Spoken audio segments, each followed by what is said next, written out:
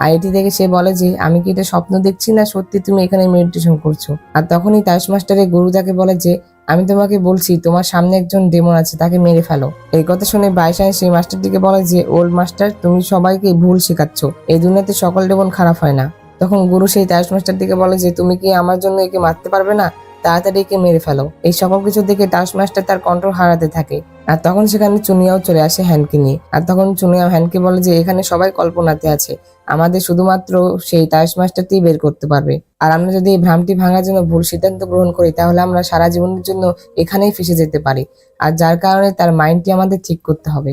আর তখন চুনিয়াও তাস মাস্টার থেকে বলে যে তুমি ভাবো যে তুমি কি করছো, আর এটাও ভাবো যে তুমি এই ভ্রাম থেকে বের হবে কিভাবে, কারণ তুমি এটা করতে পারো। আর তখনই তাস মাস্টারের জ্ঞান ফিরে আসে আর সে বলে যে আমি বাইশানকে অবশ্যই ধরবো, তার আগে আমি এটা জানতে চাই যে সে আমার সাথে এমন করলো কেন। আর তখন তাস মাস্টার তার পাওয়ার দিয়ে কল্পনা জগৎ ভেঙে সবাইকে নিয়ে বাইরে চলে আসে। আর তখন তারা বাইরে আসার সাথে সাথে দেখতে পায় যে বাইশান সেই পাওয়ার দিয়ে ডেমনের গেট ওপেন করে ফেলে। আর তখন চুনিয়া বলে যে আমাদের আসতে অনেক দেরি হয়ে গেল। আর গেট ওপেন করার সাথে সাথেই তার স্বামী বের হয়ে আসে। আর তখন বাইশান তার স্বামীর কাছে যায়, কিন্তু আসলে সেটা তার স্বামী ছিলই না, ওটা অন্য একটা ডেমন ছিল। আর সেই ডেমনটি তখন বাইশানকে তার গলা টিপে ধরে আর তার কাছ থেকে সকল পাওয়ার শুষে নিতে থাকে।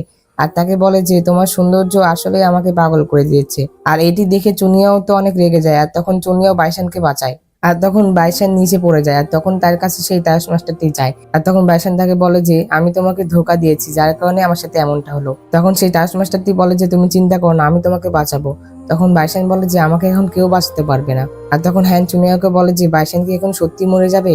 আর তখন চুনিয়া বলে যে এখনই এই ডেমনটি বাইশানের সকল শক্তি শুষে নিয়েছে, তুমি তো রাক্ষস কুলের প্রভু, তুমি তাহলে তাকে কেন বাঁচাতে পারবে না। এই কথা শোনার পরে বাইশান বলে যে মাই লর্ড, আমি অনেক মূর্খ ছিলাম, যার কারণে আমি আপনার কথা শুনিনি, কিন্তু আমি এখন থেকে আর আপনার সেবা করতে পারবো না। আমি আশা করি যে আপনি আপনার খেয়াল একাই রাখতে পারবেন। আর তখন বাইশান মরার আগে চুনিয়াও তাকে সেই দৃশ্যটি দেখায় যে তার স্বামী কিভাবে মারা গিয়েছিল।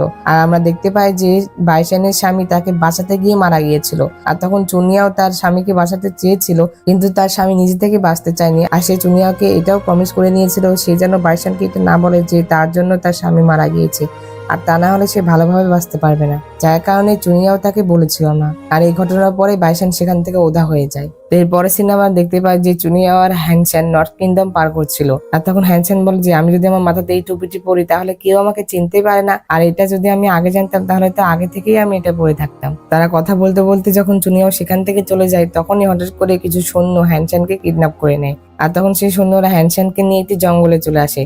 আর তাকে বলে যে রাজকুমারী, আপনার বাবা বলেছে যে আপনাকে মৃত অথবা জীবিত নিয়ে যেতে, যার কারণে আপনি আমাদের সাথে চলুন।